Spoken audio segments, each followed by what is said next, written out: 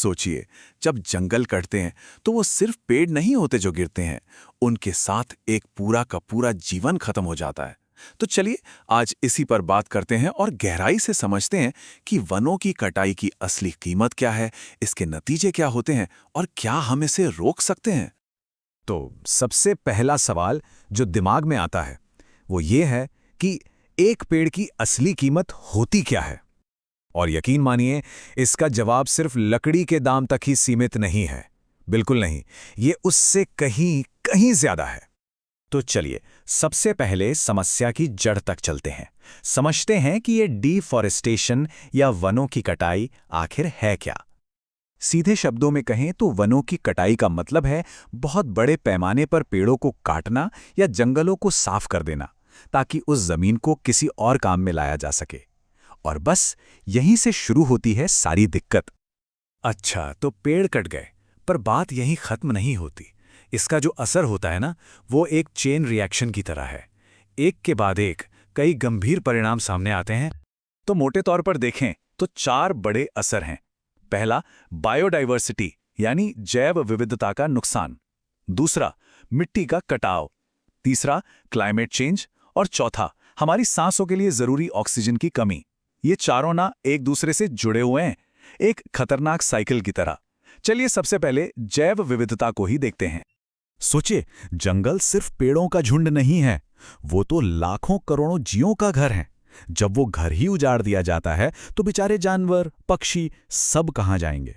उनका खाना, उनका ठिकाना सब कुछ छिन जाता है और नतीजा, वो धीरे धीरे गायब होने लगते हैं, हमेशा के लिए।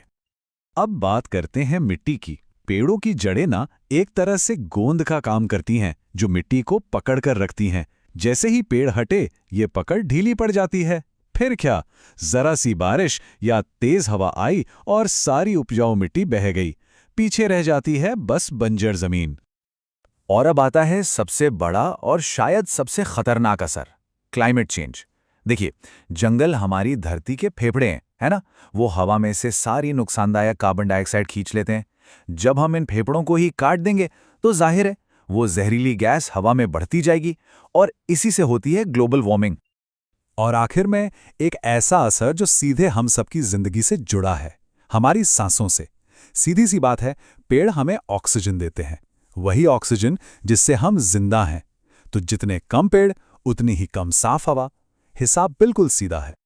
तो कुल मिला के बात यह है कि ये सिर्फ पेड़ काटने का मामला नहीं है, ये तो पूरे के पूरे इकोसिस्टम पर, एक पूरे जीवन चक्र पर हमला है, जहां हर एक जीव, चाहे वो छोटा हो या बड़ा, वो खाने, रहने और सांस लेने के लिए एक दूसरे से जुड़ा हुआ है। इतनी सारी समस्याएं सुनकर थोड़ा निराशाजनक लग सकता है ना, है ना? पर रुकिए, क्या हम कुछ कर सकते हैं? क्या इस हालात को बदला जा सकता है? तो इसका जवाब है हाँ, बिल्कुल। और अच्छी बात यह है कि हमारे पास रास्ते भी हैं, एक बेहतर हरे भरे कल की तरफ जाने के। इससे निपटने के लिए एक 4 सूत्रीय रणनीति है। हमें 4 चीजों पर फोकस करना होगा: वनीकरण, पुनर्वनीकरण, पेड़ों की कटाई को कंट्रोल करना और लकड़ी के दूसरे विकल्प खोजना। जब ये चारों चीजें मिलकर काम करती हैं ना, तो असर बहुत बड़ा होता है। अक्सर लोग एफॉरेस्टेशन और रीफॉरेस्टेशन में कंफ्यूज हो जाते हैं, पर इनमें एक छोटा सा लेकिन बहुत जरूरी फर्क है। देखिए, एफॉरेस्टेशन का मतलब है किसी नई जगह पर पेड़ लगाना जहां पहले कभी जंगल था ही नहीं, और रीफॉरेस्टेशन का मतलब है उस जंगल को फिर से उगाना जिसे काट दिया गया था। दोनों ही बहुत बहुत जरूरी हैं। लेकिन एक मिनट, सिर्फ पेड़ लगा देना ही काफी नहीं है। असली बदलाव तब आता है जब समाज जुड़ता है। इसके लिए जागरूकता फैलानी होगी, कड़े कानून बनाने होंगे और सबसे जरूरी, वहां रहने वाले लोगों को, कम्युनिटी को साथ लेना होगा। उनके बिना कोई भी कोशिश अधूरी है। और यहीं से हम सबकी जिम्मेदारी शुरू होती है। देखिए, ये काम ना तो अकेले कोई इंसान कर सकता है और ना ही अकेली कोई सरकार। ये एक टीम वर्क है, एक कलेक्टिव एफर्ट, जिसकी पहली सीढ़ी है जानकारी, जागरूकता, और मंजिल मिलती है जब सब मिलकर एक्शन लेते हैं। तो सारी बातचीत का निचोड़ क्या है? निचोड़ ये है कि ये हम सब की एक साझा जिम्मेदारी है। ये सिर्फ आज की बात नहीं है, ये हमारे बच्चों के लिए, आने वाली पीढ़ियों के लिए एक बेहतर, एक सांस लेने लायक प्लैनेट छोड़ने की जिम्मेदारी है। हाँ, मानता हूं कि समस्या बहुत बड़ी है, लेकिन हमें यह भी याद रखना होगा कि इसके समाधान भी मौजूद हैं, हमारी पहुंच में हैं। हमारे जंगलों की सेहत इस बात पर टिकी है कि हम कितने एकजुट हैं। अगर हम सब साथ आ जाएं तो उन्हें जरूर बचा सकते हैं। और ये पूरी चर्चा हमें एक आखिरी सवाल के सामने लाकर खड़ा कर देती है। एक ऐसा सवाल जो हम में से हर एक को खुद से पूछना है कि हमारे जंगलों के भविष्य में हमारा क्या रोल होगा, हमारा क्या योगदान होगा, क्योंकि उनका कल हमारे आज के फैसलों से ही लिखा जाएगा।